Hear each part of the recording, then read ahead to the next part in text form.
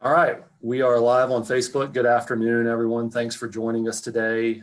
My name is BJ Kilgore. I am an attorney in the Trust and Estates practice group at the Van Winkle Law Firm. I am joined today by Koral Alman, who is also in the Trust and Estates group here. This is, I think, the 14th of these presentations that our group is giving. A series of these on estate planning, estate and trust administration, and a bunch of other related matters. Today, our topic is going to be on the use of trust, and particularly revocable trust and irrevocable trust and the variations of those during the course of estate planning. Structure-wise, we're going to manage this so that we have a little bit of an overview about what trusts actually are, the types of trust, how they're used, I should say, and then a little bit more in-depth discussion about revocable trust, when they might be appropriate or not appropriate, the pros and cons of those, and irrevocable trust, and the same questions about when they might be appropriate and some of the specific types of those and the pros and cons as well. Before we get too into the weeds on this and handing it off to Koral, I do have to note that this presentation today is about general North Carolina law and is based on our own attorney experiences and practices. The presentation itself is not legal advice, and it should not be taken as a recommendation for any particular situation. You should consult with your attorney about your own specific circumstances before relying on any of this general information. And of course, you're welcome to consult with us about this information if you would like. With that disclaimer out of the way, I'm going to hand it off to Koral to talk generally about what in the world actually is a trust. Thanks, BJ. Yeah, so before we get into kind of the nitty-gritty as to the different types of trusts, I think it's best for us to start at the very beginning and talk about what the heck a trust even is. So when we're talking about a trust, I'm going to go over some basic terminology that I think would be helpful as we kind of get into more of the details throughout the presentation. So the first term I want to talk about is the grantor or the trustor, and that is the individual who creates the trust. So you come in, you meet with your estate planning attorney, they prepare a trust for you in any manner that we're going to discuss today. The person who's actually signing that trust agreement and establishing the trust, we call the grantor. That's usually our client, although it isn't always if we're working with a beneficiary or something in that and their role there. The other big term is trustee. So that is the individual who is essentially managing the trust. They have legal control over the assets, and they are actually managing both the assets, whether it be investment management or maintaining a property that's held in a trust, rental income derived from that, paying expenses. But also, as we'll talk about during a terminating phase of the trustee is the person who's administering it. So distributing assets out of the trust or paying things for the benefit of the beneficiaries from the trust. So we have two parties, a grantor and a trustee, and those two individuals have a fiduciary relationship. A fiduciary relationship is just a fancy term for when one person is acting on behalf of another person. So there's a whole list of fiduciary duties we have when someone is serving in that role. So we want to avoid conflicts of interest. We're always acting in the best interest of the person that you're serving in a fiduciary role for. And that relationship is flowing from the trustee to the grantor. So the trustee is acting for the benefit of the person who has created the trust. One other term we're going to talk about is funding a trust, and what on earth does that mean? So you establish a trust with a trust agreement or trust document that will outline the terms and the plan, who's receiving things, who's been a beneficiary of something. But what is the trust? And that's when we're talking about putting assets into the trust. And there's a couple of ways that you can do that. You're essentially retitling assets into the name of your trust, whether it's an irrevocable or revocable trust. So you might open a bank or a brokerage account. You would title it in the name of the trust that you've established. And then by transferring assets into that bank account or into that brokerage account, those assets are now retitled as being assets in the trust. So any stock that you would transfer over from maybe your individual account into that trust account is now held and titled as being in the trust. Some assets are governed by documents that control their title. You can think of either a car or a house is really the big one, real property. So if you're trying to fund a trust with your real property, you would need to prepare a deed to transfer it out of your individual name, or if you're owning it in some other capacity, into the name of your trust. You can also fund your trust with beneficiary designations for beneficiary designated assets or driven assets. So we've talked about in a couple of our presentations, POD, TOD accounts. Those are the type of things you would fill out a form to designate who would receive those assets on your death. But that's a very tricky area, and one where you really need to be consulting with your estate planning attorney, because there are different rules, both in terms of the Secure Act, but also just in general with the IRS, about making sure that by naming your trust or any other entity as your beneficiary, that you're not causing trouble for yourself or your executor or trustee on the back end. So I'm touching on that, but that's one that you really need to be talking with your attorney about. BJ's now going to talk a bit about revocable versus irrevocable trusts.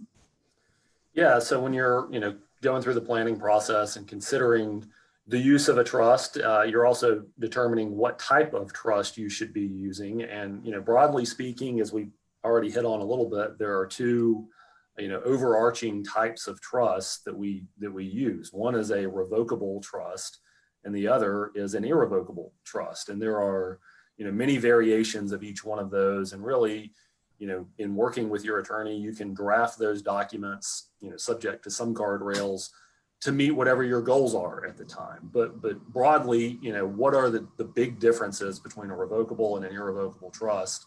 You can probably guess, the primary difference is within the name itself.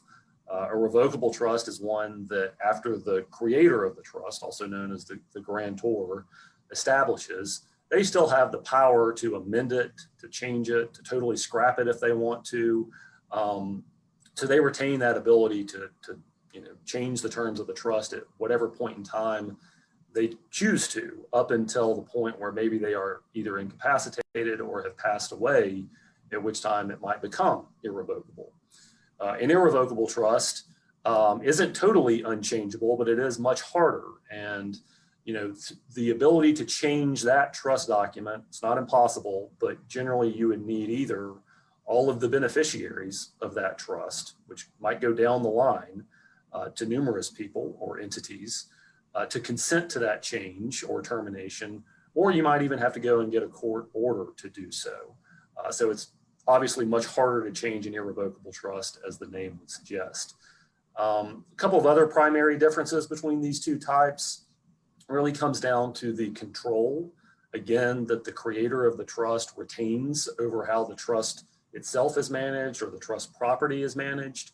For a revocable trust, in addition, as I mentioned earlier, to having the ability to change the terms, the creator of the trust also has the ability to put property inside the trust, take it out of the trust, use it for their own benefit. Example of that, to touch back on the house example, would be if you owned a piece of property, a house, in the name of your revocable trust, and you decided you wanted to sell it. Okay, you can easily sell it. You just sign the deed as the trustee of your own trust to sell it.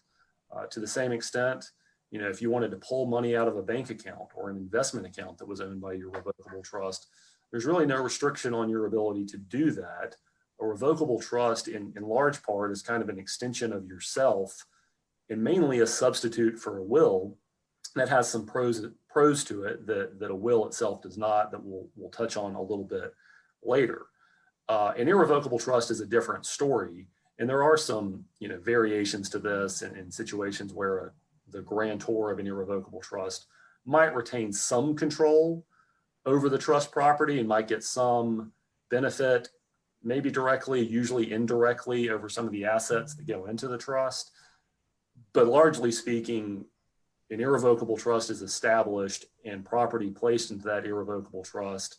The creator, typically is not going to be the beneficiary of that, and probably doesn't have the ability to kind of wheel and deal with the property that might be in the trust as they would if it was a revocable trust.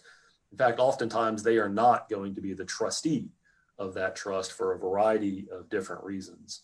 These are also treated. One thing that we were talking about was that the grantor and the trustee are two different things, but they can be the same person, particularly in the terms of a revocable trust. So I think we glossed over that, but we're talking about now these distinctions, and I want to make sure that that's very clear, that in a revocable trust during your lifetime, you will be doing both roles together, but that's usually not the case in an irrevocable trust. Sorry, yeah, that's absolutely correct. And one of the final kind of differences between these two things, and again, the devil's kind of in the details, because with each type of irrevocable trust versus revocable trust, it might differ a little bit, but generally speaking, they're also going to be treated differently from a tax perspective. A revocable trust is created, and let's say that you've got an investment account that is generating interest or dividends. That's income, but that's going to be taxable directly to the creator, the grantor of the trust, and reported just as it would be otherwise, as if it was in their own name on their personal income tax return. Right. With an irrevocable trust, probably potentially a different story, I should say, where that irrevocable trust might have its own separate tax identification number and have to file a separate tax return. There are some of those trusts where the tax income is still reported on the grantor's personal tax return, but it just depends on the type of the irrevocable trust that you're dealing with. So there's a lot of other differences between these two types of trust, but those are the big ones that kind of stand out and really differentiate the two of them. So, from that, you're probably saying, all right, so which one of these might be appropriate for me if either one is, and when and why would I consider using one or the other? What are the pros and cons to that? So for that, I'm going to hand it off back to Koral to talk a little bit more in depth about revocable trust particularly. Right. So the revocable trust is probably the more common, well, it's definitely the more common trust that we deal with on a day-to-day basis. So like we were talking about, usually during your lifetime, you would be both the grantor and the trustee of your own trust. So you create it, and you're also the person who's administering or managing it, and it's being done for your benefit as grantor. It kind of operates in the same sort of way as a will would after your death, but there's about, despite what you may hear on infomercials on television, I like to think that there are kind of three categories of reasons why you might be a person who might need a revocable trust. You have unique assets, you have unique beneficiaries, or you have a unique plan. So going through each of those unique assets, you might think about, we've talked a lot about real property. And, again, this is only dealing with North Carolina. There are provisions as to how that title would pass at your death to your beneficiaries, whether it is held in a trust or not. But if you own property in some other state, you've got a mountain home in Colorado, you've got a desert place in Sedona, it might be really inconvenient for your executor or future trustee to handle the transition of that property at some later time. So now we're talking about an asset that's not just your run-of-the-mill bank account or car or investment account. We're talking about a unique asset. You could even also think of, maybe you have an airplane or something really, really different that we want to try to figure out how we're going to get it most expeditiously to your beneficiaries. That brings us to point two. You maybe have unique beneficiaries. I think this is probably the biggest one that we deal with on a day-to-day basis. And that's, probably you have a child that may have special needs, special protections that you want to put in place through your trust. So that can be one of two things primarily.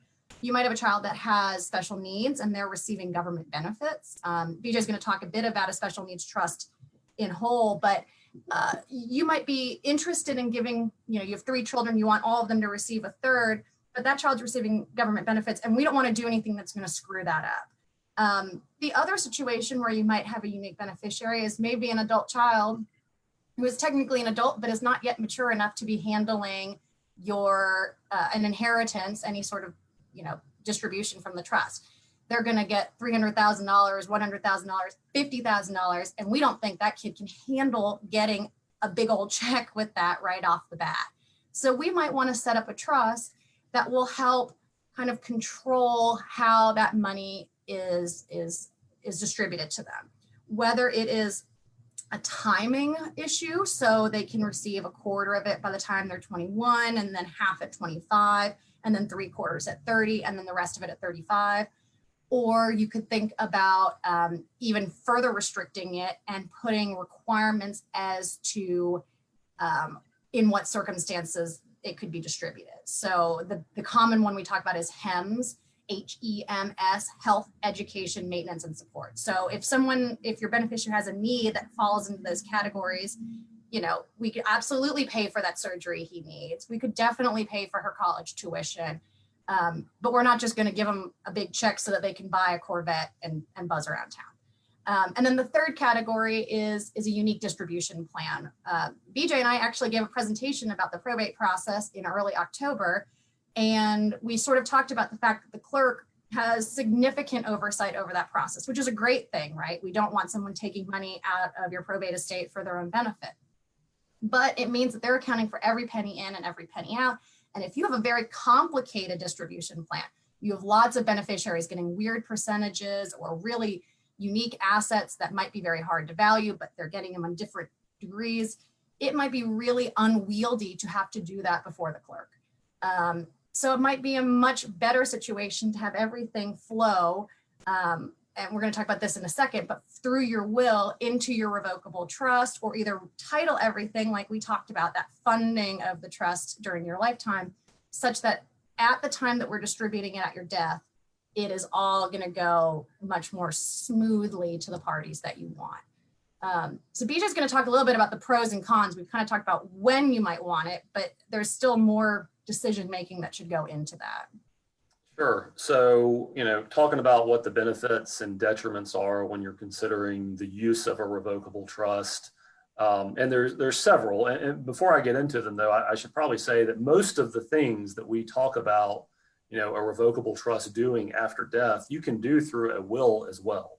Right. There are just some potential added benefits of using a trust, and the idea of using a revocable trust is one that should be considered, particularly when you're in one of those scenarios that Koral just mentioned. So the benefits of potentially using a revocable trust are, number one, it can add some privacy to the administration of your estate. And what I mean there is the trust document itself is a private document. It does not get filed at the clerk of court like a will would. So, you don't necessarily have to worry about your wishes and your estate plan being on public record. To the same extent, if you are using a will to transfer all of your assets, then there are going to be required filings with the probate court that report, the valuations and the amount of assets that are going through probate. And that's a public record. And so, technically anybody off the street could come in and look to see what BJ owned if he had passed away. They were going to be disappointed in that case, but for others, that's a real concern. And so, to the extent you had funded a trust properly, that would remain private information. So privacy can be a big benefit of using a revocable trust. Another, big benefit of using a revocable trust is the minimization of probate, not the complete avoidance usually, that's kind of rare, but minimizing the probate process. And so, what is the benefit there? Well, potentially the use of a trust can minimize the court fees, court expenses and administrative fees that you end up paying for probate purposes, court costs that are associated with that, attorney's fees that could be associated with navigating you through the process. The other benefit of that and kind of reducing the amount of probate assets and the amount that passes through probate is you might be actually simplifying and expediting the administration of your estate, because if it's in the trust, it doesn't have that same level of court oversight, and you might have the added ability to make some quicker distributions potentially to the beneficiaries who are named in the trust. Another big one, and this is particularly true if you own something like a closely held business or even an investment account, is to the extent you had placed your interest in that business, for example, into the trust prior to your death, and then you pass away, the ownership doesn't change immediately. And so you have avoided, an interruption or a delay in the management of that business, that asset. It's not necessarily just focused on a business there. There's a few other benefits of revocable trust that are also, I think, important to note. One is, and this is a little bit different than the after death part that we were talking about. One would be incapacity planning. And this is where a revocable trust can overlap a little bit with one of the other documents that we've talked about in the previous series, which is a general power of attorney. But if you have a revocable trust and you had gone through the steps of funding it during your lifetime and you're still living, you'd placed bank accounts or property or a business even into the name of the trust, and you are unable or incapacitated to continue to manage your own affairs, to the extent that your trust owns that asset, whoever you have named as a backup, a successor trustee, can step in and then manage that for your benefit, usually while you're alive, and ultimately make the transition a little bit easier after you've passed away. And the final benefit, and this is kind of true for a will as well, but a revocable trust, at least compared to an irrevocable trust, is very flexible. You can change it whenever you want to, and it can do a variety of things. Oftentimes it is kind of used as a cornerstone of an estate plan. So those are the benefits. There are some drawbacks, I think. They're not huge drawbacks, and I should clarify that I'm generally a proponent of using revocable trust, but they're not for everybody. We'll have clients come in the door and say, here's my situation. I'm single. I have 2 adult children who are in their 40s and are very successful and capable. I have a house, they get along, and I have a retirement account.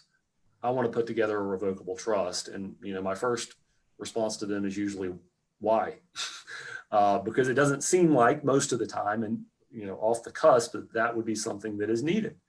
Oftentimes they're not. In that situation, they might very well get by with beneficiary designations that are properly in place and a fairly straightforward will, because most of their assets are going to miss going through probate anyway.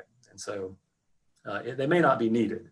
Another, potential drawback to the trust is a revocable trust is really only as good as the funding that you have done with the trust. So another common scenario is we've had a client who has put together a trust. It's got all this nice language in it, and they pass away and we realize the trust didn't own anything, and everything has to go through probate anyway. And so the drawback there is that the trust document isn't really doing what it was intended to do, but also, since it's going through probate anyway, you've got all the hassle associated with probate to begin with. And so one of the things you have to remember if you have a revocable trust is you do need to fund it, and you do need to coordinate your beneficiary designations with the trust. And that could be a little bit of a, difficult process and some legwork at the outset. So sometimes people don't necessarily enjoy that part. I have to say that one potential drawback to a trust is it might be a little bit more expensive to create than a will. And usually you're paying more money for attorney's fees.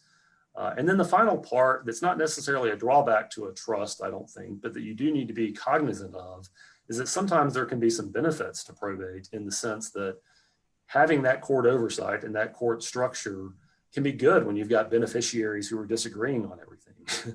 And you've got people who are at each other's throat potentially. And you do also want, in many cases, to have the ability to run that creditor's notice that can put a hard stop on claims against the estate ultimately.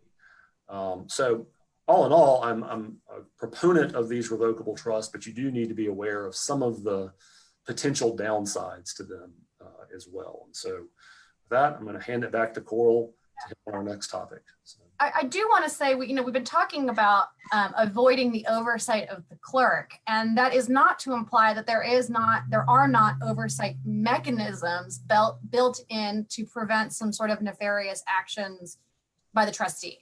Both from a statutory standpoint, there are statutes that would help govern that and provide rights to beneficiaries as to what information and documentation they can see, but also, there's fiduciary obligations like we talked about, and there are remedies if that happens. I just want to touch on that briefly. We're running short on time, so I'm just going to talk very quickly about the revocable trust and how they work during your lifetime and then after your lifetime. So during your lifetime, as to the extent that you have funded an account in the name of the trust, essentially nothing has changed. The grantor, the creator, would still have control over those assets. They could change those assets. They could sell those assets. They could gift those assets. There's anything they can do during their lifetime. And the key component is that trust is still going to be operating, whether you, the grantor, are serving as the trustee, or whether, as BJ talked about, you've reached some degree of incapacity and you have someone else stepping in as a successor trustee. That trustee, whether you or someone else, is going to be managing those assets for your benefit during your lifetime. Then a switch kind of flicks as soon as you pass. At your death, your revocable trust now becomes irrevocable, because the only person who could revoke it was you, the grantor. You're not here anymore. We can't change it. So we would still call it a revocable trust, but it's not operating in a manner that we can really modify it. Now we're in more of the terminating administration phase of that trust. Now it's basically operating like a will. And in fact, it usually is operating in conjunction with your will. What we would normally do is prepare what we call a pour over will. So that would still get filed. We could still get some of those perks of probate, like the creditor notice BJ spoke about. But everything in your estate, to the extent it's not already in the name of your trust, pours right over into your revocable trust. And now from your revocable trust, that's how we're actually administering your estate. So we might have specific bequests. We might have beneficiary designations. We might have the creation of sub-trusts for the benefit of a surviving spouse or minor children, or the maintenance of a property or something. There's all sorts of things we can do. That's the beauty of the trust, is we can have sort of a great deal of flexibility. So in the few minutes we have left, I'm going to throw it back to BJ to talk a little bit about irrevocable trusts and the various types we have. Sure. So, we talked about the difference between an irrevocable trust and a revocable trust before. There's various types of irrevocable trust, and how they get created can be pretty vastly different. The most common way that these are created is actually growing out of the terms of somebody's will or the terms of somebody's revocable trust. Two pretty clear instances where that happens is a document that says, after I pass away, I'm leaving everything to my wife. But I was in a blended family scenario, and so I want to ensure that my wife is, able to benefit for her duration of lifetime, but that ultimately whatever I pass to her goes to my children from a prior marriage. In that situation, you might have those assets going into an irrevocable trust for her benefit. It's going to happen at some point. It's going to happen, yeah. The other common example is if you have minor children, or not necessarily minor children, but just children who may not be ready to inherit at a given age. You might have their inheritance go into a trust that, could be a lifetime trust for their benefit, or it could have a particular age or ages attached to when it is designed to terminate. Those are the most common types of irrevocable trust. The other types and there's many variations of these, are kind of what I would refer to as standalone trusts that are created by the grantor during his or her lifetime for one of many purposes, which Koral can talk about real fast, and then I'll touch on some of these potential options. Yeah, so we've talked about the ones that will be created under a will or a trust or revocable trust. And then, like we're talking about, these standalone that would be coming from their own documents, essentially. And there's a myriad of reasons why you might want to do that. The big ones are either to manage assets for a minor beneficiary or a beneficiary that can't manage the assets themselves, creditor protection or asset protection, anything that you own. If you are the grantor that created a revocable trust, putting those assets in the name of your trust does not mean that a creditor can't get to them. You have control over those assets. You are benefiting from those assets. If you get into a huge car accident and get a big judgment against you, those assets are available. It can allow for the preservation of access to government benefits. Our colleagues Brian Lawler and Heather Goldstein spoke, I think, Tuesday about Medicaid planning and how we can sometimes protect an individual's access to government benefits by using trusts. The other big ones are tax planning, getting things either out of your estate for the purposes of estate tax, or helping those assets get to other beneficiaries in a manner BJ kind of talked about a little bit ago. Yeah, so we probably don't have enough time to get too down in the weeds on the various types of irrevocable trust, but I'll mention a few offhand that are, I would say, relatively common, less common than a revocable trust, but more common in the creation of an irrevocable trust and the purposes they fill. One, of course, is a special needs trust. Those could be a first party special needs trust that if I was disabled, I actually created for my own benefit. And those are highly regulated. And then the other is a third party special needs trust that might be created by a parent of an individual who has a disability or a grandparent perhaps, and funded with money designed to supplement but not supplant their ability to receive, government benefits for that disability, but serve as a source of additional financial support. That's one. Another would be what's called an irrevocable life insurance trust. Those used to be very common when the estate tax exemption was a little bit lower. The general thought there is you essentially have your irrevocable trust buy a insurance policy that then pays out to beneficiaries after you've passed away and the life insurance is on your life. The real benefit is that life insurance money is going to be outside of your estate and a source of liquidity that could pay potential estate taxes down the line. Another of these common ones is called a charitable remainder trust or even a charitable lead trust, which are used up and down depending on the interest rates at the time and people's charitable inclinations at the time. And then there's some others that I would call spousal lifetime access trust. There's what's called a QPERT, which is a qualified personal residence trust. There's a variety of these that, if you really needed information about, probably best to sit down and specifically discuss that with your attorney and also other advisors. So. Right. All of those trusts get so detailed and are so fact specific. It's really not worthwhile for us to go, and even if we had the time to go into too much detail. But we are way over our time. So thank you all for joining us. We have 2 more presentations in this series. The next one is Tuesday, where Brian Lawler and John Kelso will be talking about gun trusts.